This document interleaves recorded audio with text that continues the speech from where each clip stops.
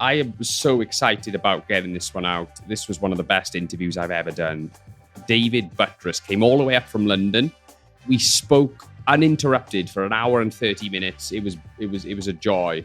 He's the chairman of the Dragons Rugby Union region, prolific venture capitalist and angel investor, and quite notably, the co-founder of multi-billion-pound tech firm and food delivery disruptor Just Eat. Hailing from Cwmbran in South Wales, his mother told him quite early on in his life that, if he wanted to fulfill his ambition, he may need to leave the local area and go on to pastures new.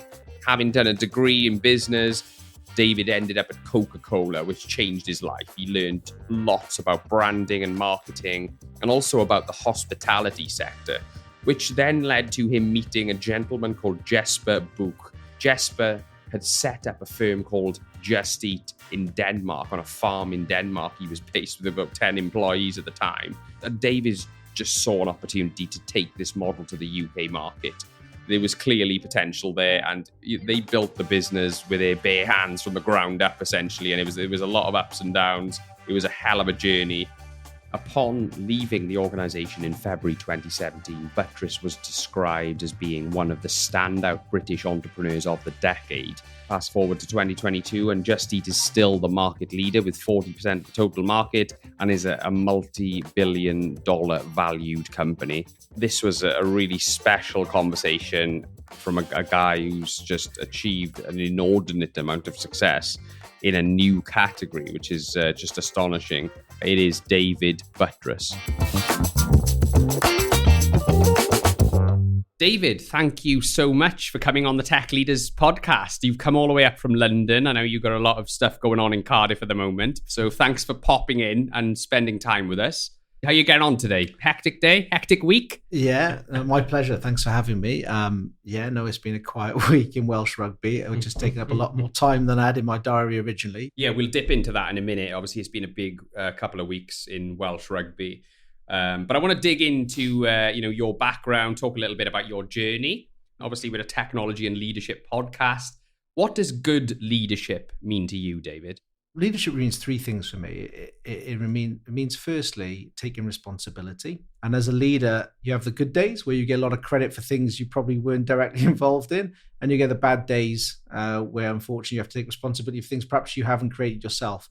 So the first thing I think good leaders do is they take responsibility. I think the second thing it means to me is it's about people. And that has, all the great things about creating a culture, driving performance, bringing the best out of each other. Those are the sort of things that I loved as a leader myself when I was a CEO. So I think the second thing, that was probably the thing I loved and enjoyed the most. Yeah, the second thing was that.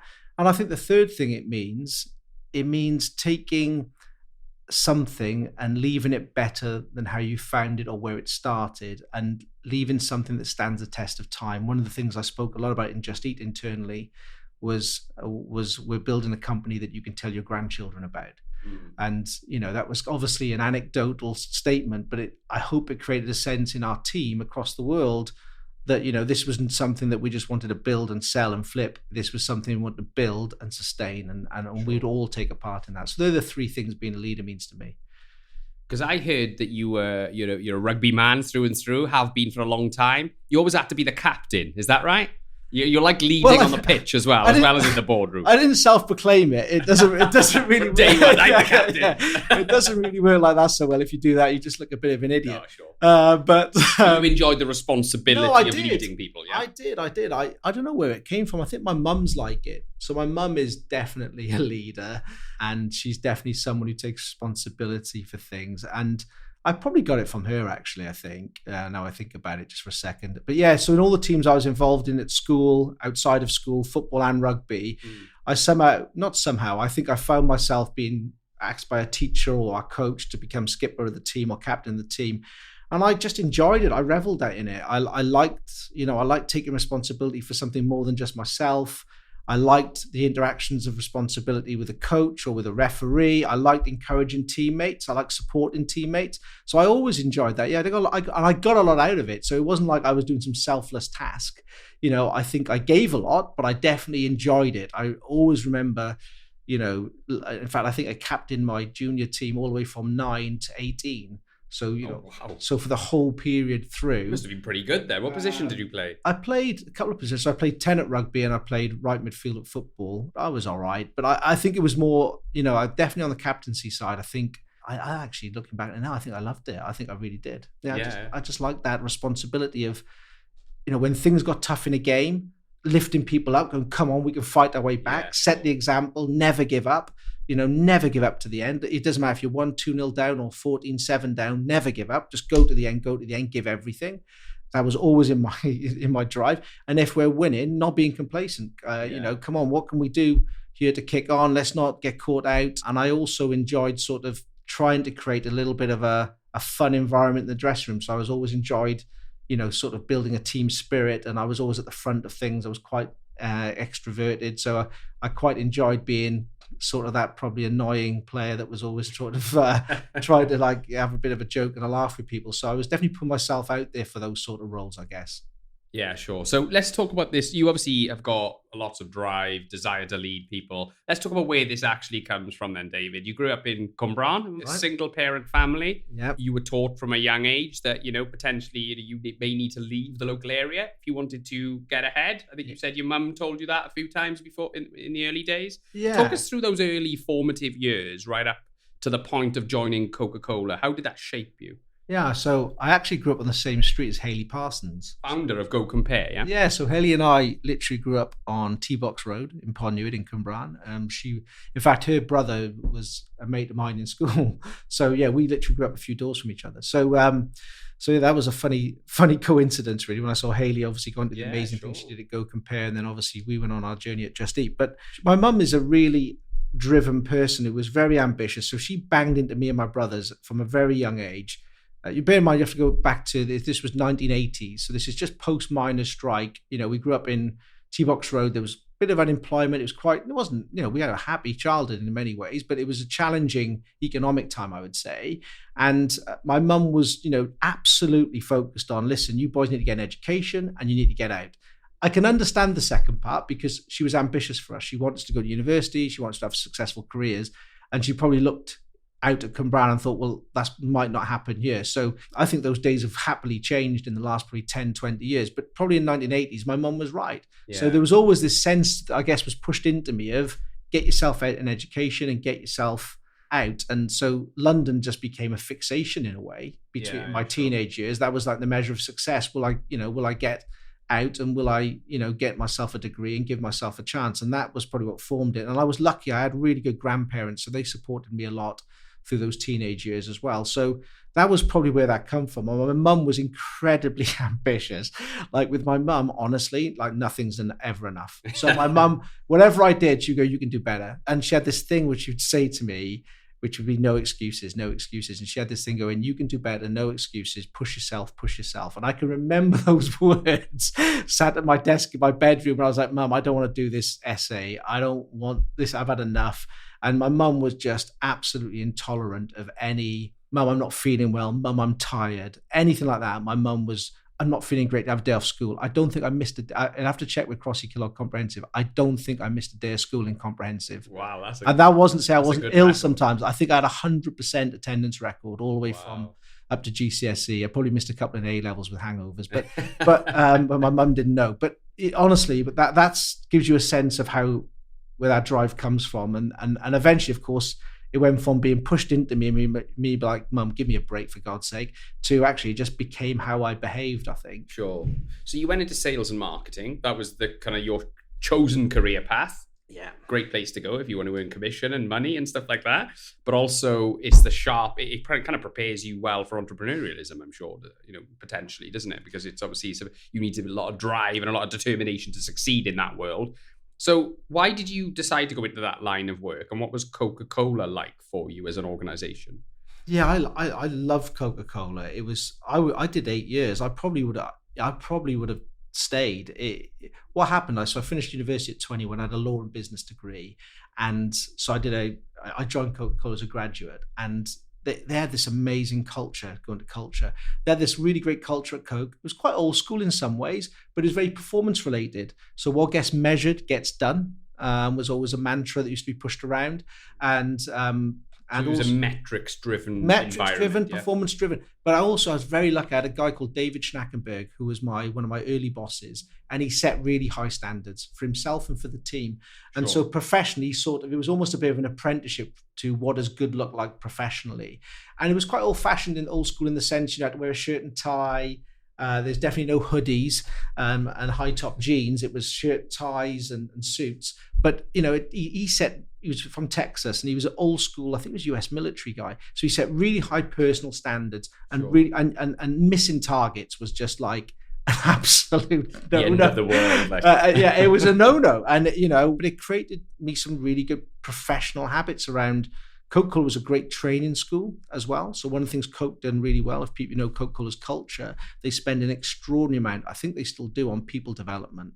So they had one of the best people development programs at the time. And them and Mars, I think, were the two famous professional development programs you could go on as a graduate. Yeah. So I one of the reasons why I joined them was that. And so I had tons of training between the age of 21 and 25 on how to read balance sheet, how to read P&L, how to understand profit margins, calculate long-term volume metrics. So loads of great commercial training that was very, very, very at the sharp end of business.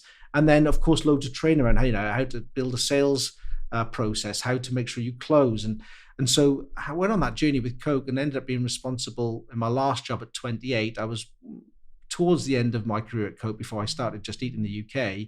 I ended up being responsible for the UK restaurant sector for them. So I was looking after Pizza Express, Nando's. So that was your segue into that world. That's how I got into the restaurant world, and I loved it. And I just loved it. Right, okay, interesting. So Coca-Cola obviously shaped you. Then you got you to a certain point in your career where you felt like you wanted more, and then you met Jesper. Is it? Yeah. Talk us through that period in your life. How did you meet Jesper, and how did Just Eat come about? By the way, I looked at his LinkedIn profile, and I don't think I've ever seen so many companies on it.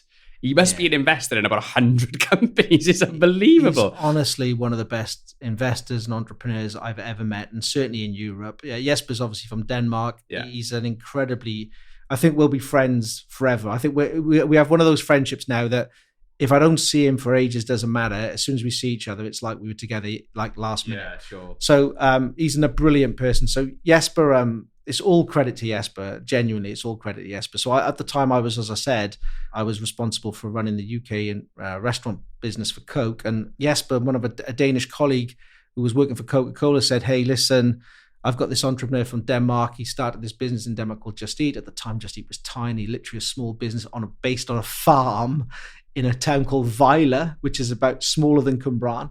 So literally the business was based, I think they had 10 employees, of which most were paid in a drink called Colt, which is like Danish Red Bull, because Red Bull at the time was banned in Denmark.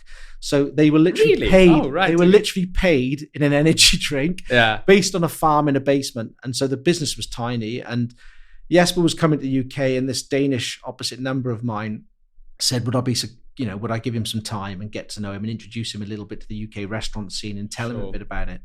So like all good things, we had a meeting and we ended up, I think, in Nando's. So we ended up in Nando's in Hammersmith. Great place to have a meeting. We ended up in Nando's in Hammersmith. I bought Jesper a Nando's and we got talking and we just hit it off. And at the end of that Nando's, it's only Jesper would. He had more front than Harrods. So Jesper said at the end of this meeting, he said, we should start Just Eat together in the UK.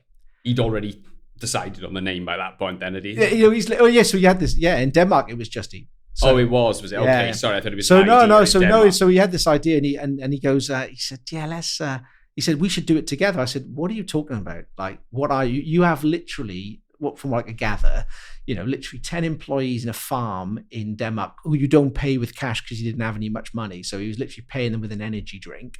This is astonishing. So I was like, so I said, tell you what I'll do. I'll come to Denmark. Because he said, come over, we'll hang out. Because we did hit it off. Yeah. So I said, look, mate, at the time, I had a serious job at Coke and I had a mortgage. Yeah, I was just about to get married and all that. You were walking away from a lot, really. Yes. It was a big risk at the time. So I remember I took a Ryanair flight over to Aarhus, which is quite close in Jutland to Vejle, about an hour's drive, and hung out at the farm. And I realized when I was flying back on the plane, that Jesper was so tight, by the way. He was like, I remember that flight, I think I had to pay for it. I said, Jesper, yeah. And I would come from a corporate background. So he's like, yeah, but take Ryanair. It's like $9.99. It's so cheap. Don't fly with it. So he's like, he's great. I think he's still the same. He's literally still the same. I've never met anyone like him for that. So I was flying back and I thought, if we don't do this in the UK, someone's going to do it. Because the UK restaurant market, I've obviously been working in it for 2 years for Coca-Cola, so I got to know it quite well. I knew a lot of people.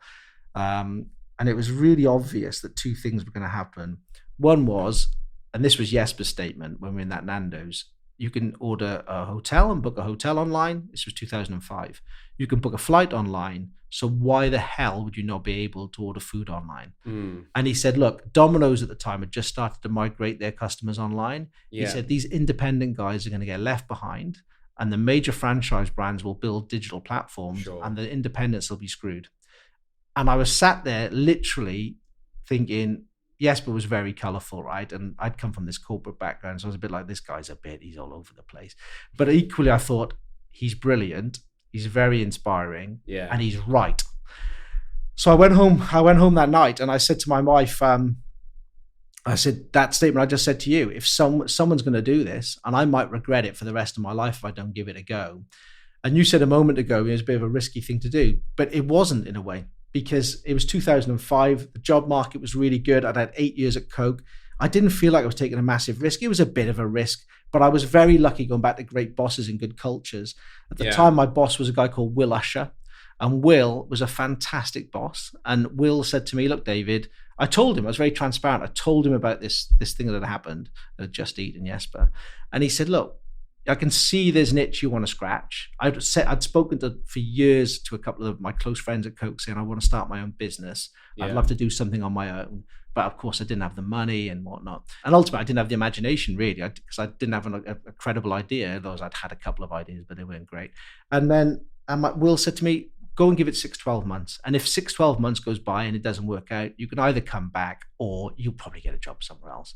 So he just gave me that little bit of a nudge and belief in me that I probably needed to go for it. And I'm always psychological safety. Almost, and I'm really grateful for Will for that, because it just gave me the nudge probably that I needed, probably lacked a tiny bit of confidence to go for it. And that was December 2005. And then we opened, I said to Jesper, there's one part of the deal that's non-negotiable. We have to open on March the 1st, St. David's Day, for good luck. So we opened Just Eat on March the 1st, 2006. And we had our bumps on the road along the way, but that was kind of the story. What were the biggest setbacks in the first, say, 5 years for you, where you really thought, oh God, this is over. Oh, I'm losing belief here. Then you must have had some periods where you questioned yourself. Yeah, there's some dark places you go. For anyone who's built a company, this is really tough. I mean, I definitely underestimated the emotional roller coaster. I haven't had the stability of a corporate life. Yeah. In August 2006, we ran out of cash, or we were running out of cash. So that's like a year and a half in. Yeah. So we were starting running, and that's a horrendous moment. Anyone who's been a founder or an entrepreneur will tell you, or CEO or whatever, will tell you that we was hurtling towards a brick wall. I think we had 8 weeks, not long. We were literally nearly out of cash. So that was. How many employees did you have at that point then? Not that many. Probably in the UK, I will go 12, 15. Right. But still, it was a scary moment. It's more personal then, though, isn't it? Of course. You know what I mean? You feel an actual responsibility for these people. Yeah, of course. And I go back to the fear of failure is definitely something that drove me. I mean, there's no shame actually in having a go and not working out, but it was something that would have been a big problem for me, I think, mentally. I would have struggled if it had gone the wrong way. Yeah. So that fear of failure definitely drove me. And then the second thing is Jesper had some stuff at home with a partner of his at the time, and it got a bit messy and he had to go back to Denmark. And so we went from, we're going to build this together, to actually, mate, I've got to go back to Denmark. So I went from being responsible for the commercial side and Jesper was responsible for the product and the customer care, to actually, Jesper's going. And so we went from being a partnership. We still had stayed in the business, but he was based in Denmark and not based in the UK. And I was going to be responsible therefore for the UK. So that was a bit of a shock, because we were probably 12 months in at that point. So we're still quite young. And then the third big moment is we had a massive tech failure in the platform. So the website was built with spaghetti code. It was very entrepreneurial, Just Eat at the time. So it was literally built with programmers, paid. Some of the programs were paid with the energy drink. Yeah, they weren't paid in cash. Sure. They had a little bit of equity and an energy drink for their payment. So the coding in Denmark... They probably had loads of energy, man. They probably worked till quite late. Christ knows what they were coding. But no surprise, the platform was built a bit of spaghetti and it crashed and failed. And when you have a platform that is like Just Eat, which is two-way communication between restaurant and consumer, and you're delivering hot food in 45 minutes, when a platform goes down, consumers and customers are like hungry bears. They're twitching at the curtains. If you know, it's like with takeaway food. If the food's 5 minutes late, you're irrational. 5 minutes in most parts of your life is neither here nor there. Yeah. If takeaway's 5 minutes late, people are ringing the restaurant. They're opening the curtains. Where's the delivery guy? You get really angry really quickly. Really angry, I'm talking from experience. So that was, the platform went down, and we literally had to rebuild the platform. Wow. And that could have been the end of the business, actually, reputationally. But fortunately, a bit like, I guess, Apollo 13, about slightly less dramatic in terms of it was takeaway, not people's lives. But, necessity is the mother of all invention. So we rebuilt the platform, which would have taken, as most tech CTOs will tell you, 6 to 12 months. We did it in about a fortnight. So we managed to stand the platform back up. And in that fortnight period, we were literally on Skype calls every night, literally managing and throttling the traffic on the site. So we'd close parts of the web browsers, we'd shut down PPC to lower demand for the platform, to try and throttle it, to try and keep it from crashing and hitting the wall. It's like sailing a ship through icebergs everywhere. Very much so. And it was, bear in mind, the platform at that time wasn't hosted on AWS where it is now. It was literally on servers in a farm in Denmark. I can't get over that. So that's where, that's like Just Eat started. Would spike at times like Friday nights, Saturday lunchtime, these specific, it's a really odd one, isn't it? I mean, and obviously we'll talk about AWS in a moment, but how, look, I mean, the technology triumph of Just Eat is the most impressive thing to me. Well, I told someone the other day, I'm interviewing David Buttress, and they responded, ask him if he'll introduce me to Snoop Dogg. And what I mean by that is that people know you for your marketing prowess and the branding, you know what I mean? Yeah, right. But the technology piece was a big part of it, wasn't it, in terms of you being able to scale, yeah? Yeah. So in terms, maybe aside from the availability stuff and, dealing with traffic at certain times of the day, what other technology challenges did you have, and how did you overcome them? Yeah. Actually, my favorite Just Eat ad, just quickly, was Belly and Brain. You should go and check it out on YouTube. It's our first TV ad. I don't think I remember that. Go and check Belly and Brain out on YouTube. It's our first TV ad back in 2009 or 10. I'll give us a bit of credit for this. We had the balls as a tech company to go on television when everyone in tech was saying it's paid marketing, it's got to be measurable. Social media, it's got to be web advertising. It's got to be web advertising. And we had went on the traditional. And I think it was a little bit from my Coca-Cola background in Jesper being like quite a creative guy. We knew there was something in us, definitely, and I can't remember, who was responsible. It doesn't matter. Jesper was definitely big, brave guy in terms of decision making. He definitely had big kahunas in that sense, and I definitely come from the Coca-Cola background. Understood that to build a brand, there was no better, and still to this day, actually, there's no better medium than television. In terms of brand advertising. You think that's still the case? Mass marketing wise, still incredibly powerful. In terms of certain times of the day. Times of the day and relevant audience. Yeah, back in 2009, it was definitely true. We had a little bit of conviction around that, probably more than every other tech company. You'd be like, it's so uncool to be on television. It's not smart. You can't make it. So we definitely went against the tide a bit there. But then, to go back to that point around the brand advertising, the tech platform, again, I have to give a lot of credit to Jesper, and there's another guy called Rune, who's a Danish guy, who he and I became like literally living together on times in the office. Fueled by Red Bull. No, I never liked Red Bull. Not him, I about. He was Red Bull. I was still quite a company man. I like Coca-Cola. But so Rune and Jesper had the foresight, and I think Just Eat for the first certainly 5 years had a huge competitive advantage because of this. They built, believe it or not, a bespoke box called the Just Connect box. And this box, they basically had a SIM card built into it and it was a data SIM, and it had a GPRS. Do you remember that? Yeah. GPRS signal. And it meant that any takeaway restaurant could communicate in real time to a consumer at home with our platform. So if you were on your BlackBerry, remember them? Or if you were on a web browser, you could place an order on Just Eat. The order would go in real time. It used to take 1.6 seconds to go from your device to the restaurant's Just Connect box. It's about the size of a shoebox. It had they had a box in there. I had never knew that. Thermal printer, and all it needed was electricity to be plugged in. It had a thermal printer and this GPRS SIM card data SIM in it and a circuit. And the order would arrive at the box in 1.5 seconds, roughly. It was 1.6. Wow. And then they had 4 buttons on it. Yes, no, delivery time could be changed in increments of 5 minutes. And every one of your restaurants, every restaurant had a Just Connect box. Right. And we sold them. We didn't give them away. So even though we had nothing at the time in terms of Just Eat, we sold these boxes for 250 quid to the restaurants. Yeah, they bought into it more then. Get them bought into it, correct, right? If you don't pay for something, you don't value it. Absolutely.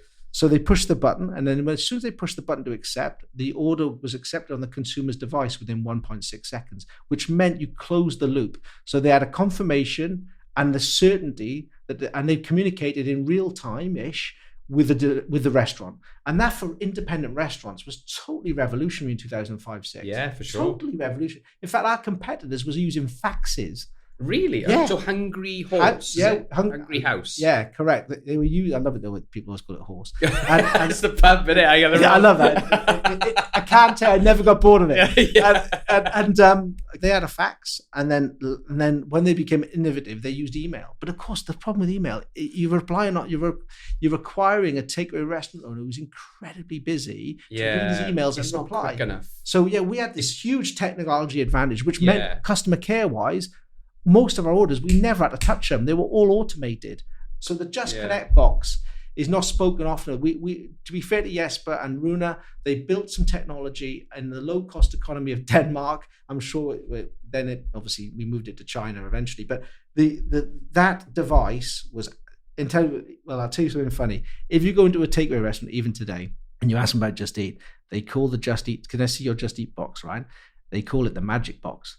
Really? Because they couldn't believe in the early years that orders came out of it. They were like, what? Orders? I think they thought we were bluffing. It's like, what is it? So they called it, got nicknamed by the restaurant industry the magic box because these orders just suddenly started appearing. Yeah, you imagine a 65-year-old chef who doesn't like technology and all of a sudden he's getting orders on this box. Yes. You can imagine. That's honestly true. We didn't call it that. They did. I love that. How did you fit it and stuff? Did you have fitters to go in and put it in and wire it in and stuff? Or did you outsource that? It just had to be plugged in.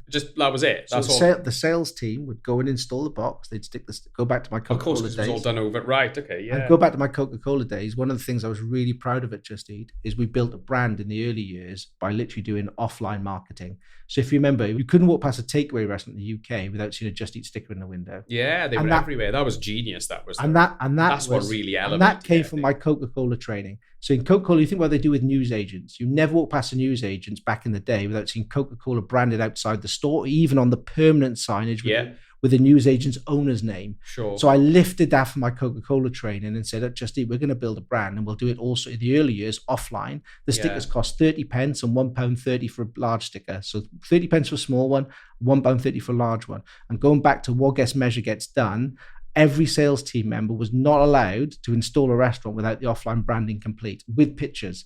So it had to be done. Yeah, and of course, when things have to be done, they get done. Yeah, sure. Oh, that's brilliant. No, I love that. I've heard you talking about how in the early days, I think you went for 12 meetings a day and to guarantee one sign up.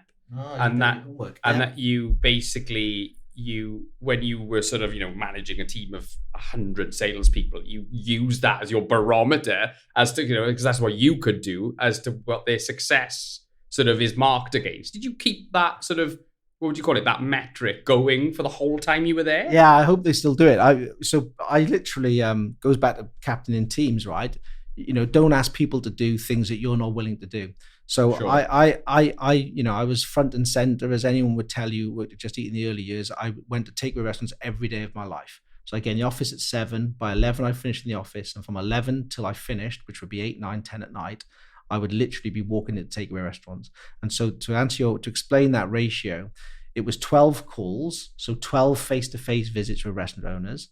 I would get thrown out of quite a few, but ultimately, of those 12 calls, I would do 6 presentations. So 6 actual proper meetings then. So 6 people just go, get out. So they are scheduled ones, or would you just walk in and do the presentation there? Scheduling with a takeaway restaurant owner is a challenging thing to do. They often, and by the way, it's their business, so they're always there. So if they get a lot of people trying to sell them every day. So takeaway restaurant owners, like a lot of business owners, get very good at saying no. Sure. So if you do it over the phone or whatever, it makes it harder. So I went back to, again, Coca-Cola training, 12 face-to-face meetings. 6 people say no. That's okay. That's okay, because it's only no today. It's not no tomorrow. I'll go back and see you in 3 months with an update and see how you feel about Just Eat then. 6 of those 12 meetings, the guys would say, absolutely, what have you got for me? So I would open my sales presenter and go through the Just Eat pitch deck. And of those 6 meetings, 1 would say yes, and 2 would make a second appointment for come back and see me next week. But that meant my ratio became 12 meetings, 6 presentations, 1 confirmed signed contract every day. So then what I did for that ratio, I was able, when I brought new staff in, so when I started to hire people, I then obviously showed them this. I shared them all my data transparently, showed them everything I did. They came, I did a call, they did a call. We critiqued each other, gave each other feedback after every call. And I said, well, look, that's my performance, 12, 6 and 1. Can you do better? So we had this healthy... Lay down the gauntlet. We had a great laugh with it. Because if they can beat the founder, then they feel amazing, wouldn't they? So we had this healthy thing in Just Eat, and there was lots that did. So we had this healthy banter in Just Eat around 12, 6 and 1. And we used to post pictures when we signed contracts. And it was always done in a fun way of healthy competition. And if you frame it correctly, it becomes a really good thing to do. And because everyone knew we were growing organically, so we weren't one of these tech startups that had much money. We were literally growing organically. So for example, in the first month, Jesper and I, Just Eat UK turned over £36 in the first month between Jesper and I. So it was 18 quid each. And I always remember Jesper, he's a good man to work with. He said to me, Dave, do you want some bad news? I went, what's that? He goes, after the first month's trading, we've turned over £36. And I was like, yeah, that's not great. I said, but what's the other bad news? He went, that's between 2 of us. So we sort of looked at each other, and Jesper said, let's just go to the pub. And he was right. He was dead right, because I felt pretty flat and embarrassed to go home and say we've turned over 36 quid after a month's work. Well, that was 18 quid. So I always remember, we went to All Bar 1 in Canary Wharf, and we took 30 quid out the cash box and spent it. And I remember we said to the bar, what's the cheapest beer we can buy? And it was Castlemaine 4X. Remember that? Wow. I haven't seen that for years. Is that even around? I don't know. Probably it was Castlemaine maybe in cans, 4X. but we had about 3 or 4 pints each, I think. At that point, in month 1 and month 3 or whatever, there was no competition. There was nobody else doing this, was there? Apart from like Domino's. Not that we knew. Yeah. So when did you first realize there was competition, and how did that make you feel? And how did that then materialize in terms of driving you on? How much did they push you to become better? Yeah. So look, we always had Domino's, and they were kind of, they had a bullseye on their back, even though it was ridiculously naive of us to think we had a bullseye. They didn't care or even know about us. Were they really a competitor though? I mean, in the pizza category. Yeah, sure. In the pizza category. But I mean, you're far more broad than that though. Yeah, we were broader, but I think we used them as that, probably for competitionally healthy purposes, because we were quite competitive people. And then Hangry House, I always remember, it was August 2006, and I went into a restaurant in Putney, and there's a sticker on the window, Hungry House, Hungry Horse, and there's this Hungry House. I thought, Hungry House. .co.uk. That's a bit suspicious. So anyway, I got talking to the guy, and they nicked your stickers idea as well, by the way. So, well, but their stickers were crap. Right. They were really small, like an open and close, and our stickers were big. Yeah, you couldn't miss them. Bigger the better. So I could see they had never been to offline branding school like I'd been. But anyway, they were already in this restaurant, so I got talking to the owner. Obviously, he shared with me, and I was like, okay. And I remember ringing Jesper on my little BlackBerry, saying, Jesper, we got competition, mate. And Hungry House, Jesper immediately looked them up online, obviously. Yep, looks very similar. And they were literally doing what we were doing, but with a fax machine. And it brought the best out of me. So there's lots of things I definitely should not take credit for. Jesper was definitely the driving force. It was his idea, creatively, all the rest of it. The one thing I think I brought to Just Eat was, the second I found that out, I said to Jesper this phrase, and I think I stole it from some author somewhere, I can't remember which, but run fast, grab land. From almost like the Wild West. Yeah, like Far and Away with Tom Cruise. Run west and grab land. So I said to Jesper, I went back to the office. I bought a London A to Z map of London. I put these little coloured dots where Hungry House were and where we were. Right. And I got very almost military about it. I said, Jesper, we need to surround them. So they were a similar size to you. We would have been a bit bigger, but not much in it. Not much. So there was kind of they're in southwest London, and we were in East London. Right. So they're in Putney and around that neck. Do you think they found out about what you were doing and tried to replicate it? Is that? Did you find out? No, I don't think so. They started. It's just a coincidence. They launched in February 2006, and we launched on March the 1st. I guess there's no monopoly on good ideas, right? Ultimately, Sure. And it's about execution in the end, not the idea. And I think that's probably, the one thing, going back to what I was saying about I brought to Just Eat, I brought that execution focus. Because in the end, it's not about the idea, it's about the execution of the idea. I remember I had this, I should have kept that map, but I had loads of dots on it. And I was like I religiously, like fanatically focused on, let's surround them in Southwest London, block them into Southwest London. We'll take the rest of London. Like General Montgomery. I was. I'm laughing at myself as I'm talking about it. And then I said, yes, but what we're going to do, let's make them fight with us in Southwest London. And while they're fighting with us in Southwest London, I'm going to go and run around the UK and nail Manchester, basically all the old university cities. Right. I said, and by the time they look up, we're going to be everywhere and they'll still be stuck in Southwest London. Yeah. And pretty much the next 12, 18 months played out beautifully, exactly like that. And by the time Hangry House looked up, we were in Leeds, Manchester, Newcastle, Glasgow, Edinburgh, Cardiff, Bristol, Stanton. Yeah. Was adoption quite a similar pattern in each city? Or was there any anomalies? Was Cardiff was an anomaly? Was it? No, let me tell you, I can remember doing Cardiff to this day. I had Bristol and, oh my God, we did Cardiff, Bristol and Newport all the same 3 days in the back of Citroen Berlingo vans. It was unbelievable how we did it. I've still got I got the first Citroen Berlingo van in my garage at home. So yeah. You kept it. That's amazing. I kept it. Yeah, I got it. I've literally got it. And yeah, so what we did, we ran around and did these cities that way, and we literally just opened these restaurants up in these cities. But what I loved, I remember being in Gateshead in Newcastle, and there's a restaurant called Antep Pizza, and the guy in there is Mehmet, I think, from memory. And Mehmet said to me, Dave, this might work in Glasgow, Edinburgh, Leeds, Manchester, Liverpool, Birmingham, and London, but it won't work in Newcastle. And I swear to you on my life, every new city we went to, I heard that statement. Someone else said, and I'd go, because I'd show them data from, look at the restaurants in London, what they're getting. Yeah, but and then when I launched in Canada, same thing. Yeah, but Dave, it works in the UK, but it won't work in Toronto. And it's like, okay, and then literally you go to London or Ontario, and they go, yeah, I know it works in Vancouver, Toronto, Montreal, but it won't work in Ontario. It won't work in the naysayers are unbelievable. Yeah, honestly, it won't work in Saskatoon. So by then we had this innate confidence. So in the end, I used to laugh at it and go, right, so it's going to work in Toronto, Vancouver, Ontario, Vancouver, but it's not going to work in Saskatoon. Okay, so that you're going to be the only. And then what was great was when we launched in Brazil in 2012. I was down in Sao Paulo, and again, guess what? They said obviously in Portuguese, but in Portuguese, it was it'll work in but it won't work in. And you couldn't make it up. And then we went to, I think there's a city in the north of Brazil called Fortaleza, and again, I always remember this. We had a salesman called Carlos Moses, and Carlos said to me, "Dave, you're going to love this." He said, "I just had a guy say to me, it'll work in Rio, Sao Paulo, Brasilia, but it ain't going to work in Fortaleza." And I said to him, listen, I wish over the years I'd got all Newcastle. Those quotes or something. I got Mehmet and videoed the guy at Antep Pizza, and I'd literally kept them for video because it would have been a brilliant, like, naysayers compilation of why Just Eat wasn't going to work. But of course, the reality was it did, because consumers are the same. Global habits, we learned so much about how people eat around the world. We had incredible data, how predictable we were as consumers, how universal food was in terms of our habits. Yes, there were cultural differences, but one of the things I loved about Just Eat was the insight you got from the data. And I always. And you were led by the data, were you? You would strategize around adoption, attention on TV, for example. Do you know what I mean? Were you a very data-driven organization? We became it. I think we were driven by instinct, and then we became led by data. But we always had a healthy driven by instinct, because if we'd been led by data, we never would have started it. And so sometimes you have to be driven by your instincts. And we had this conviction going back to the plane journey home from Denmark of, if we don't build this, someone will.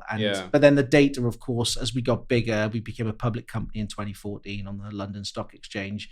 Of course, the data, we had, I think in the end, we had 50 data scientists in our team by 2015, 2016. So we became incredibly astute around the product, about understanding, for example, if you ordered this restaurant for the first time on a Thursday night, the probability of you ordering at the same restaurant at the same time the following week, if we prompted you, was about 80%. Our marketing became very targeted, and nudging you to do the same habits that we knew were probably ingrained in you. Because if you think about takeaway, it's a very habitual product. You probably choose the same restaurants, the same things on the menu. Most I always say I'm going to have something different today, and then I just order what I was going to have.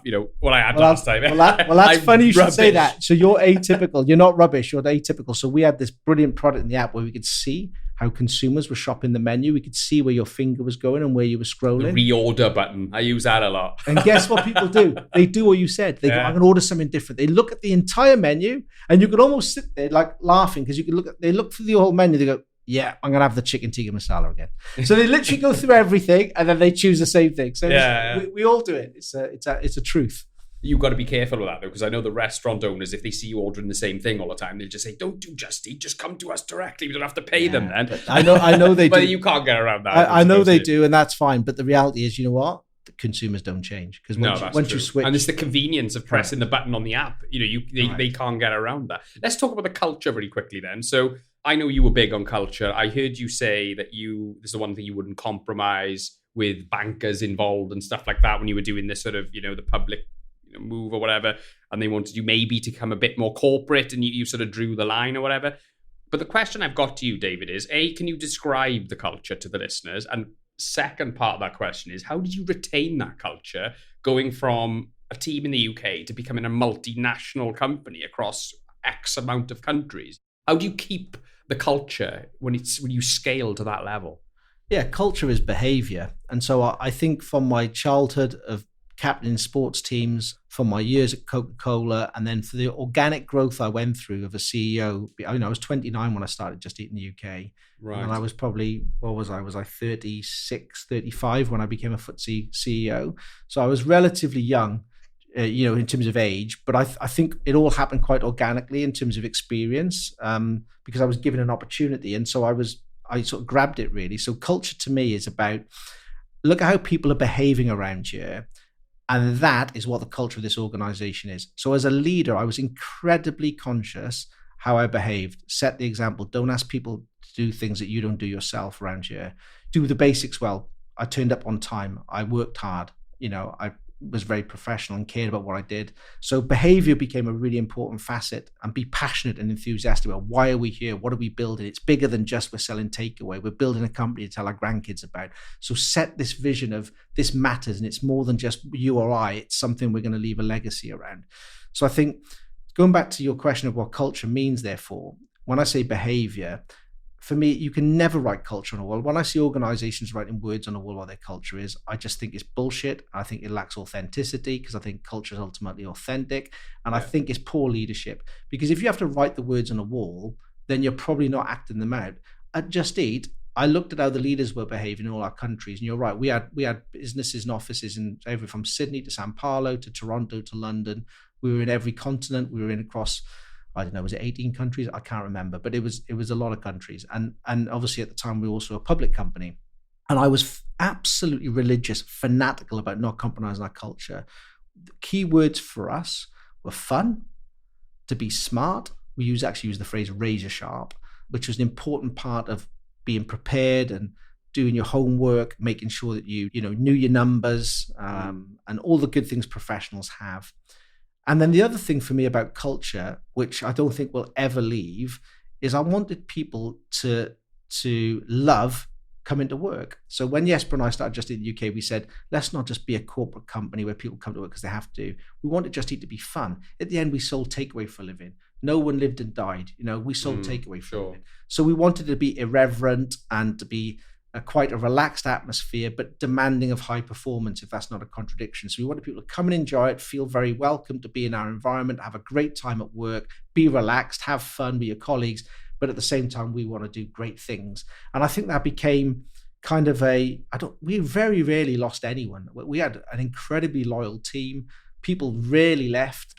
Regretted losses, we probably had very few. In fact, I don't think we had hardly any. And that told you something and it wasn't because we obviously paid people correctly in the end, but it wasn't about the money. I think people stay because they love working there. And if you speak to Just Eaters that were on that journey, they would tell you, I think what I just told you, it was a great place to be. It was a lot of fun. It was hard work, but we had an authentic culture that was true, and people respected that authenticity. And We didn't need external agents to tell us what our culture was. We didn't need to write it on a wall, because it was how we all behaved. And having a passion for what we did meant it was authentic. And that authenticity, I think, went through the leadership team. And I think people copy authenticity. So if they see the people in responsible roles behaving in a way that's authentic and true, for good and for bad, then I think people copy that. I think one of the things now we would have struggled with, we had quite a boozy culture. So I think look back on the years at Just Eat, we was quite a boozy, certainly Jesper and I, 2005 to 2010, all the way up probably to IPO. We worked hard and we definitely partied and played hard. So there was parts of our culture now, which today would have definitely been, I think we'd have to change. You couldn't have done what we've done. It's different times though, isn't it? I know it wasn't that long ago. No, it wasn't that long ago, but in reality, things have changed, and you couldn't have done that today. But the rest of it you could have. And the authenticity of the leadership behavior, what is culture, that for me is everything. And I was absolutely, I was very, very fanatical about that. I wouldn't compromise it with the board. I remember we used to fly every employee in from around the world once a year for the Just Eat World Party. And the World Party? Wow, that must have been taken a bit of organization. The first one, to give you some context to that grand statement, was Denmark and UK employees, I think it was 18 of us, in Regent's Park in London with an M&S picnic. And we played rounders in 2006. So it was. Wow. We had very grand brand. We had a very grand brand statement. What was quite humble. But by 2014, after we IPO'd, I think we had the dance tent from Glastonbury shipped up to a hotel, and we had over really? we had over two actual tent. Yeah, we did, and we had over 2,000 employees literally for 2 days in West London, and we had an absolute, one day professional program and one day literally of partying together. It was a great time. Oh, amazing! How did it come about, this stepping away from Just Eat? How did you get over that? That must have been a real tough moment for you. Stepping away from your baby. And then, what was that first sort of month or two like after you left there? It wasn't that tough. I hate to say that, because I loved Just Eat and I loved every minute of it, but I'd done 12 years. It took its toll. I loved genuinely every minute of it, genuinely. But building a company is like raising a child. It's bloody hard work. And after 12 years and 4 years as a public CEO, when I left Just Eat, I remember Just Eat became a FTSE 100 company in 2016. And when I started Just Eat with Jesper back in 2006 in the UK, I didn't know what the FTSE index was. I probably did. I didn't know what an IPO was. That's definitely true. Yeah, sure. I didn't know what an IPO was. And I had no ambition to be sort of this corporate guy doing 3 to 6 monthly performance updates. I loved the building of the company and I loved all of that. And so there was part of me that thought my work here is done. I remember thinking that in late 2016, going, we now have thousands of employees. This is a predictable, stable company. We built this brand. I loved every second of it, but it's been 12. It was all my 30s. I was 41 at the time, and I started the UK when I was 29. So I'd done all my 30s at Just Eat. And in 2016, not embarrassed to tell you, I'd sacrificed a lot. I literally put Just Eat at the front of everything, stupidly, very immaturely, actually, as a leader. I'd put it at the front. I ended up living in a hotel on my own for 6 weeks. And, people had this perception of me thinking, I don't know, he's a successful FTSE CEO and all this. And I thought, I don't feel very successful. No. Were you living in London at the time? Yeah, I'm living in a hotel on my own. And, I had a little boy at the time who was about 2 or 3, thinking, someone else is going to bring up my son, and I don't want that. And so that, for me, when I said it was quite easy in a way, that made it easy. I thought, I've got to fix this. The same way that we built Just Eat, I knew I had to fix it. I had to fix it. So I literally thought the pathway from there became really clear. I knew I couldn't be a full-time CEO and fix it properly. I thought I'd run out of chances if you take my drift. No, so I thought, I've got to fix this properly. So I knew by December 2016, I thought, I've got to get out. I've got to get out and do something different. And it had been 12 years, and everything I said about it, how I felt about it, the company got to a point. I wish now, the only thing I regret is I wish I'd had the maturity to go to the board, or the board had the foresight to come to me and say, Dave, you seem a bit burned out. We know things at home are difficult. I had a couple of holidays, but not many in 12 years, which again was immature and stupid. I wish the board or I had the foresight to go, I just need 2-3 months off. I need to take check. Because maybe if I had 3-4 months off, I might have re-energized. Who knows?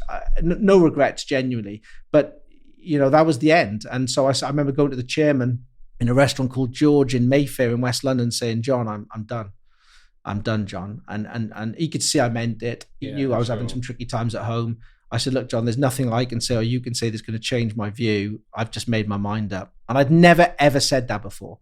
So I think when I'd never played the, I think, can I get a pay rise? I'd never done it. Never asked for a pay rise even. So I said, John, there's nothing to do with money. There's nothing you can offer. I just want to get out. And that was March 2017, and no regrets ever. And also I was 41. I thought, oh my God, there's all these other things I want to do in life. Yeah, let's throw the cards up in the air and see where they land. And so that was it. And genuinely no regrets. I've got 4 kids now, and that was the most important thing to get right. And so do you still own shares in Just Eat then? No, not as of any involvement at all. No, none at all. So as of a couple of years, no, I'm completely liberated. And I think that's a good thing, by the way, because otherwise you're looking at the share price and things like that. And it's like, do you know what? You just want to move on with life. So no, I'm completely liberated. Yeah. But obviously I cheer them on from the side. Yeah, I always cheer it on. Of course. That's always love the company. Always going to be in you. Always love the company, and I always cheer it on from the side. And I think they're doing a fantastic job. So good luck to them. So let's talk a little bit about your investment portfolio. You obviously moved away for a bit. I'm assuming you took a break, well-earned break,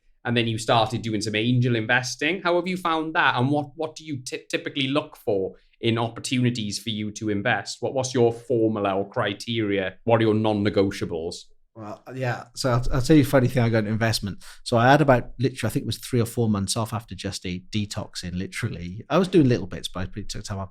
And I kept taking my daughter Nell to this park. And I think she was like, Dad, I've had enough of this. Because it was like my cathartic thing. I think it was more for me than her.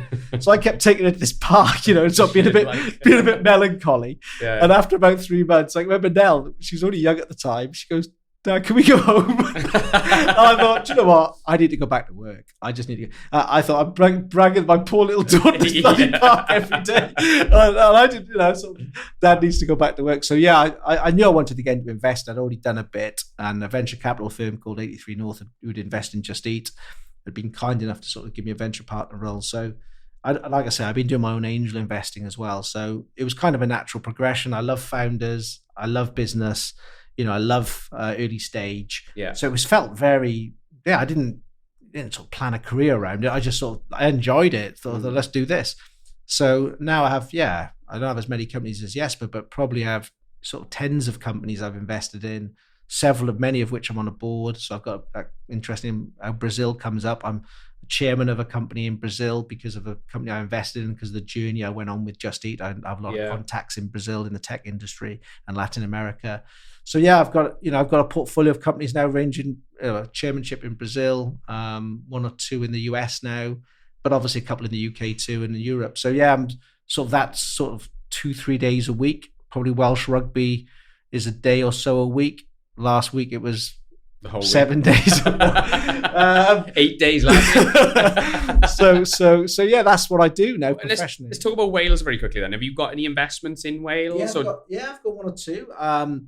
Got Paperclip with Rich. Oh, I know. And I didn't know you were invested in them. Okay. Yeah, with Haley as well. I'm going to do more actually. So I'm thinking as we talked about rugby and Wales last week, but I'm probably going to do something in Gwent where I want to back young founders from that I think could do with some more support than they currently get. So, like what Terry Matthews did, that type of build an incubator type thing, or do you mean just direct investments? Yeah, I'm thinking of that kind of thing, but base it out of the Dragons and Rodney Parade. That's cool. So I'm thinking about doing something like that to help stimulate maybe some of the early stage entrepreneurs and ecosystem getting going. But I actually think the challenge in Wales isn't so much there. I think it's more the mid-stage funding, getting these companies the next bit of growth capital. That's where Wales struggles. Sure. Series A, Series B type.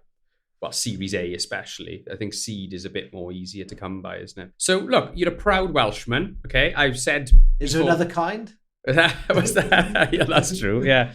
No, look. I obviously, I've got a similar background to you, albeit from Merthyr. My dad was a coal mining electrician, not a coal miner. He reminds me, and it sounds like we've got similar backgrounds. But I think, look, I listened to your Yes Cymru talk that you did, which is on YouTube. Yeah. It was actually in Merthyr, coincidentally, whereby you put forward a case for Welsh independence. Yeah. Which I have to say really made me question my previous viewpoint on that. I'm assuming that's still your stance. And how involved in For that sure. campaign are you? And can you maybe tell us a little bit about why you are passionate about Welsh independence? It's a long-held conviction. It came from a place of, building Just Eat in the UK. And then I went to Ireland and saw what happened in Dublin, in terms of how the Tiger economy had sort of revived there, and realized, the investment in Dublin, and thought, I remember going to Ireland in the 90s, and Ireland and Cardiff and Dublin feeling very similar. And then I went in 2009 and Cardiff felt the same, and Dublin felt it was miles ahead. Google, LinkedIn, absolutely. Facebook, the tech hubs, the wealth of the city. And then I literally just did my own research. I looked into the GDP per capita, how it had evolved in Ireland. I looked at Dublin versus Cardiff, realized, as you saw in that TED talk I did up in Merthyr, where I shared those statistics, that, the Cardiff GDP was roughly half of what Dublin was. And then I looked at the poverty data and saw that, 100,000 children in Wales grew up in extreme poverty. 1 in 3 children grew up in poverty in Wales. And I compared That's that to shocking, that is, isn't it? And compared that to the rest of the UK, and the stats were just totally outlying compelling. So, and then I looked at why and thought, well, why is that? Why is that outcome happened? Because, from my business background, outcomes happen because of inputs. They don't just happen. And as I said in that talk in Merthyr and the TED thing, it became obvious to me when I did the maths, because maths reveals solutions to lots of problems. And when I looked at the representation of Wales in Westminster, I think I'm right in saying still there's 39-40 Welsh MPs in a parliament of more than 650. Well, if you have 7-8% influence, guess what? You're irrelevant. You're irrelevant. And Wales is irrelevant in Westminster statistically. And that led me to the conclusion, well, how do you change that? Well, you change that through having, and why would any country not want to be independent? Why do you want to be dependent? I mean, to me, that's an oxymoron. Wales has a lot of talented, brilliant people, like lots of countries. We have good natural resources. We've just been suppressed as a nation, I think, for a very long time. And I think within a generation, and I don't think people should mislead people, I think it takes a generation. Within a generation, I think Wales would look back on independence as just about the best thing it ever did to itself. Yeah. And I hope it comes, and I certainly hope it comes in my children's lifetime, because I do think for Wales, both economically and from an opportunity for our kids, if I think about that 1 in 3 stat on poverty, or the 100,000 extreme poverty, those outcomes are not okay. They are not okay. And unless we do something different, they will keep happening. There's a lot of talent in Wales. Of course it's not. And that's where it comes from. So that's why I became very convinced about independence.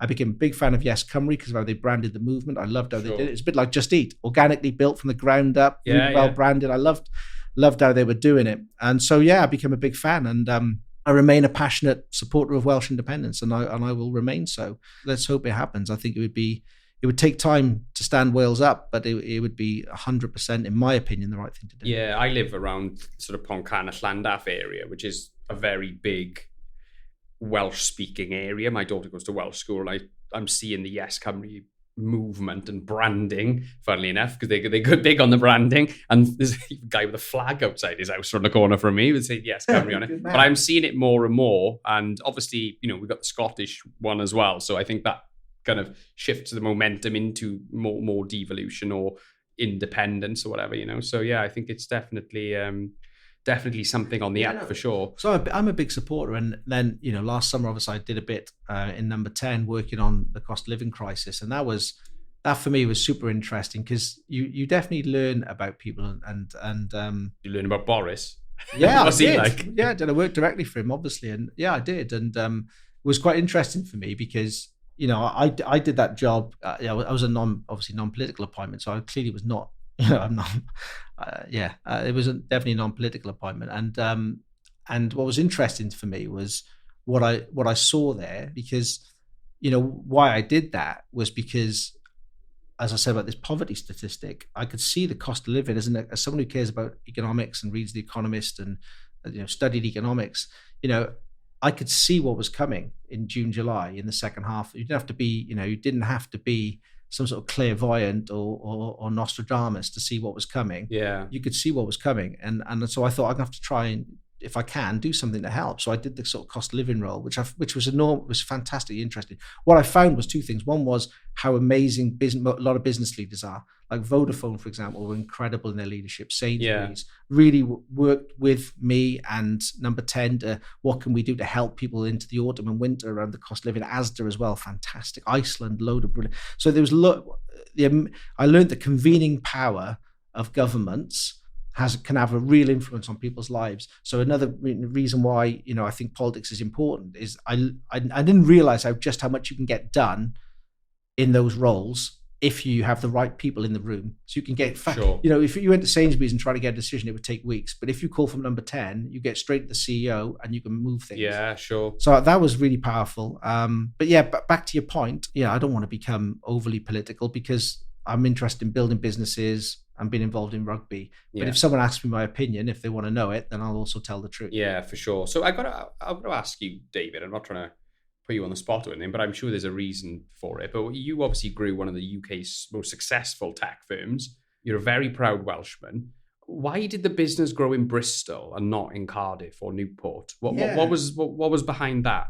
Yeah, so I've spoken about that a bit. So we obviously our main office was London, but where we were based and where I live. But the interesting thing was, I can't remember what year it was now, but we wanted to build a tech hub. And we ended up in Bristol because we approached via an agency all the development committees, whatever they're called, that do regional development around the UK. And believe it or not, some of the representation you get back from some of the regions, including Wales, wasn't great at the time. So Bristol plugged us into Bristol Uni. Yeah. We had Brunel. The tram shed now was Just Eat's incubator that the development agency for the West Country gave us.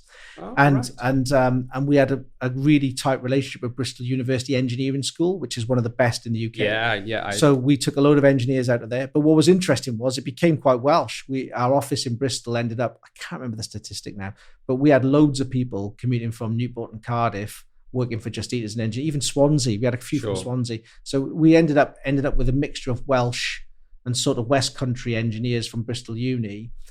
But I would have loved to have maybe done a bit more in Wales, really, but that didn't quite play out. But that's why I think now, going back to what I was saying at the Dragons context, now I can probably just make decisions quite quickly myself. So I think I'll do something in Gwent, which will be just specifically in Gwent, and do something there around investment and supporting entrepreneurs and startups in those deprived areas. Yeah. No, that'd be great. So let's talk about the Dragons then. You took the role as chairman. Is it what you expected? Tough job, but do you know what? The Dragons have really turned a corner recently, haven't they? It's the best job professionally I've ever done. I've loved every minute of it. I absolutely love the club. I like the people I found there that I inherited are fantastic. So going back to culture, I inherited some fantastic people. The effect that we can have, I think, as a club in developing rugby talent in the area and around Newport has so much potential. So I'm excited by what we can do. Welsh rugby has been a revelation, good and bad. I was shocked coming from a public company background and being a FTSE 100 CEO at the governance structure of Welsh rugby. In fact, I was astonished. Yeah. I've become more vocal about it over the last 2-3 years as I became more frustrated about the speed of change. I don't think the changes have come quick enough. What is the problem then? Is it just there's a journalist, Stephen Thomas, do you know him? He's a great journalist. And he basically talks about successful business people being led by geography teachers. Because that's the structure. That's the way it's set up, So what is, just to give us a summary of that? Listen, I like geography and I did A-level geography. Yeah, it's a bit. Sorry, I shouldn't have said geography. Maths teachers will say. Yeah, whatever. But the point is that in any professional organization, business, charity, investment firm, sports organization, you need to go back to the Jim Collins book, Good to Great, which is... I read that. It's a great Level book. 5 leadership. Level 5 leadership. You have to have the right people on the bus, sitting in the right seats. And, you can't... Welsh rugby's governance structure, when I've criticised it over the last couple of years, it honestly comes with a heavy heart because I'm a proud Welshman. I didn't get involved in Welsh rugby. I'm a very loyal person. If you look at the companies I've worked for, 8 years, 12 years, I don't, I'm very loyal instinctively. And so it doesn't come easy for me to criticise the Welsh Rugby Union governance structure because I do love Welsh rugby. But there comes a point where you can't be complicit. And, I tried to influence things in the first year I was there. And I could see they just don't listen to the desire and the need for change. And the reason why ultimately is because why don't things change? Because people don't want them to. And why don't people want them to? Because they're conflicted by the change, because it would mean that they would lose power and influence. And the truth is, what should drive you when you're in a position of responsibility, however, is do the right thing. Sure. Just do the right thing.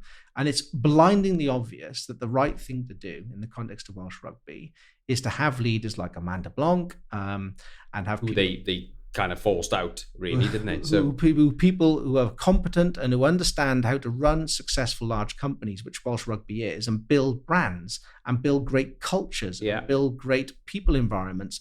And that's a difficult skill. It took years. I had 20 years of my life becoming a half decent CEO at the end. It took 20 years. Yeah. It's a skill. Like being a good geography teacher is a skill. Sure. All these things are skills and they take time to learn, and you make lots of mistakes. So we need to put an understanding in the governance structure. We have to change it so that you have these people in the right seats, play into their strengths. Otherwise, you will create poor outcomes. It goes back to the outcomes I was talking about when I looked at, the structure of Wales and poverty and the rest of it. Outcomes don't happen by accident. They happen because of inputs. Yeah. So for Welsh rugby of the week it's just had, how do you make sure that outcome doesn't happen again? Well, you change the inputs. And to change the inputs means starting with, you need to have a different, obviously, governance structure around the board so that you can create a successful company for the next 5-10 years. And can we do it? Absolutely. Welsh rugby is such an important part of how we identify as a nation. When the Welsh rugby team is successful, we all feel $1 million. As a brand, it has so much potential to grow. Yeah. It has great values because rugby intrinsic has brilliant values. Oh, it's an incredible organization. So let's focus on that. Let's focus on that and the heritage of that and get back to that and really create it authentically, going back to authenticity. Yeah. Create it authentically and it'll be an unbelievably valuable and successful company. Yeah, no, absolutely. Very well said, by the way. You built an organization based on culture, I think is fair to say, amongst other things, but nonetheless, culture was central to it. And for the listeners who don't know, there's been a lot of controversy around the WRU, around bullying, sexism, etc., culminating in the CEO resigning. So coming back to the question that I wanted to ask you, David, you've built successful cultures. Okay, WRU, I've got a culture problem. I think that's pretty clear to see now. How do they solve that? What would you do to change this from tomorrow onwards? You know what I mean? What do they need to implement to change the culture? We have to be careful when we're in corporate life that we don't use terms that mean nothing, like, inquiries, investigations, and hide behind reports. You have to... They're important to get to the truth, and they're important because you have to be transparent, and they're important because you need to get the facts on the table. But in the end, when we talk about these things, it's not that complicated to change. It's people. Yeah. It's just people. It's behavior. It's just people. So let's not pretend that this is some sort of box of secrets that's really difficult to work out. Let's look at the people and how they've behaved. And if they've behaved well, they should be in the organization. If they haven't, they shouldn't be in the organization. And let's get people in the organization that know what great looks like. I gave you Amanda Blanc as an example. Let's get people in the organization that know what great looks like, and let's empower them to go and create a fantastic culture and be intolerant of poor behavior. So, some of the stuff I read, it's absolutely right to criticize it, but equally, I genuinely think it's not that difficult to fix. Is it a big problem though? Yes, it is. Can it be fixed? Of course it can. This in the end is as simple and as complicated as people and how they're behaving. So the people that behave well should stay. The people who behave badly shouldn't. And, you need to build and rebuild a team based around, the correct management and retention of people and be intolerant of anything that is, unacceptable from a behavior perspective. So is it complicated? Is it been a terrible week? Yes. Is it fixable? Definitely. Yeah. And I would be very confident if we get the right people to lead, we could fix it much quicker than people probably currently perceive. Yeah, absolutely. Very well said again. Okay, brilliant. So look, we're coming towards the end now, David. There's just a couple of things I wanted to ask you now in your armchair with your cigar. Looking back over the course of your career, you've been there, you obviously had a very successful exit from Just Eat. You're now doing investment, involved in rugby, maybe going back to a 21-year-old David Buttress. What advice would you give that guy? I should have thought about that. That's an important question, isn't it? I would say probably two things.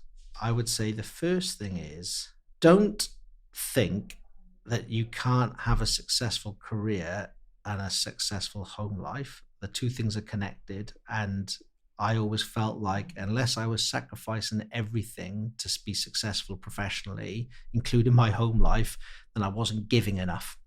So I think I would definitely say to that person, remember to take care of things at home in order for you to perform at work. Because I definitely in the end screwed that up. So I definitely give myself that advice because that caused us a lot of pain for me personally. So I'd equally say to anyone else, when you're company building, yes, it's important. Yes, it's your life. It feels like it does feel like it's the end of the world. But the truth is it's not. Your partner, your friends and family, in the end, that's what matters. So, and they like you or dislike you or whatever, whether you fail or you succeed. So I think I'd say to myself, just make sure you get the balance right, because I definitely screwed that one up personally. Yeah. And I don't think that's difficult to do. I just think I was naive, probably got a little bit carried away with the level of focus and determination I had. And so I'd definitely say that. And so the bit of probably personal points in that statement. And then the second thing I'd say is be confident to make and speak up about the changes that need to be made really quickly and clearly, because there were times in my career I felt like, I could have been probably bolder about things that I knew could be better or different or should have not tolerated. So, and that's not about Welsh rugby, by the way, that if anyone thinks I'm drawing a parallel, because I'm not.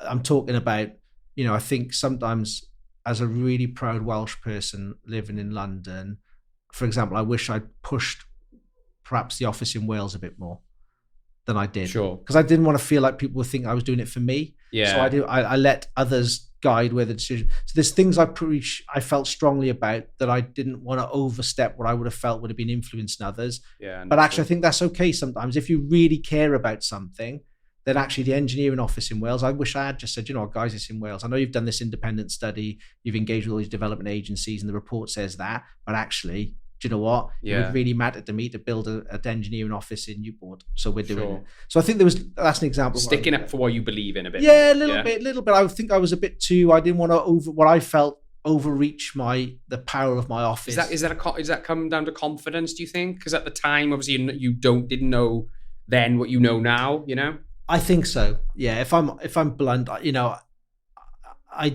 was definitely came down to a little bit of, I never suffered from imposter syndrome as a CEO. And I definitely, because I went on this organic journey to becoming one really.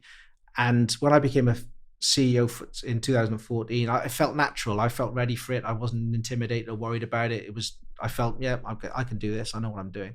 So it wasn't like that, but I definitely felt, I think Welsh people are intrinsically humble. I was just going to say that. I think we're intrinsically humble. So I didn't want anyone to think I was getting too big for my boots, I guess. Yes. So we're intrinsically quite self-deprecating. And so I probably, there was one or two things I wish I'd forced through that I would have felt perhaps looking back on it, like that example I just gave you, I thought I should have done that really. Could have done it. No one would have cared.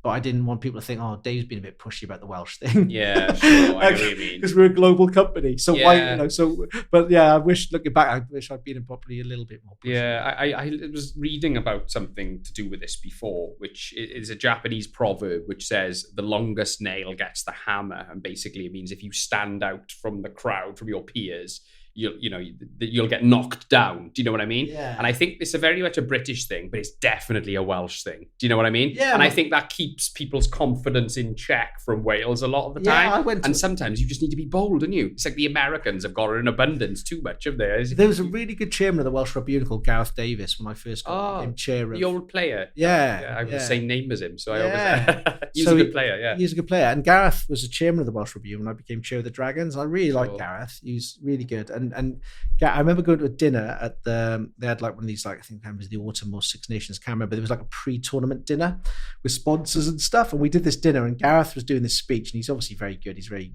he's a pro. And he was doing this speech and he said, and I always remember this, and this is your Japanese proverb. He said, there's only one thing in Wales we hate more than failure, and that's success. and I sort of sat there and I was like, I'd only been I'd only been involved in Welsh rugby for literally, it was weeks or months. It wasn't long. I thought, bloody hell, do you know what? And of course, I hadn't been back to Wales professionally until then. I'd left Wales in 1994 and then gone on that professional journey. And I literally had never worked in Wales until obviously coming back to do this job in 2017. So literally, I was like, bloody hell, do you know what? Gareth's right. It's almost like if you feel undeserving of the success. We're very quick to critique. Yeah. And people are very quick to jump on people. And, you know, I do think sometimes, for God's sake, you know, give people a break. Most people are doing things, they're well-intended. Most things are a cock-up, not a conspiracy. So, you know, give people the benefit of the doubt, really, most of the time. And where the benefit of the doubt isn't deserved, then by all means, there should be consequence. Yeah, for sure. David, I've really enjoyed chatting to you. We've covered a lot of ground here. I've personally enjoyed it, and I think we've created some great content. So thank you so much for coming on. Thank you, my pleasure. Thank you for coming on the Tech Leaders podcast. Thank you, my pleasure. So I just want to take this opportunity to thank you for downloading this episode. We really love doing this show and are absolutely humbled by all of the incredible people who download and listen, plus the incredible guests who take the time to come on and share their secrets and experiences with our listeners. Please, can I ask that you take a couple of seconds to subscribe or follow the show? This small action means a lot to us and helps us greatly. Thank you. As you quite possibly have heard me mentioning in the past, we record the mass majority of our episodes at an amazing studio facility here in Cardiff at Tramshed Tech. Tramshed Tech is a collaborative community of entrepreneurs and scaling businesses geared towards supporting growth in tech, digital and creative industries across an ever-increasing collection of locations and partner locations, UK-wide and internationally. It really is the perfect place for your business to start up, scale up, accelerate, or innovate. Head over to tramshedtech.co.uk or just search Tramshed Tech on your favorite social media platform.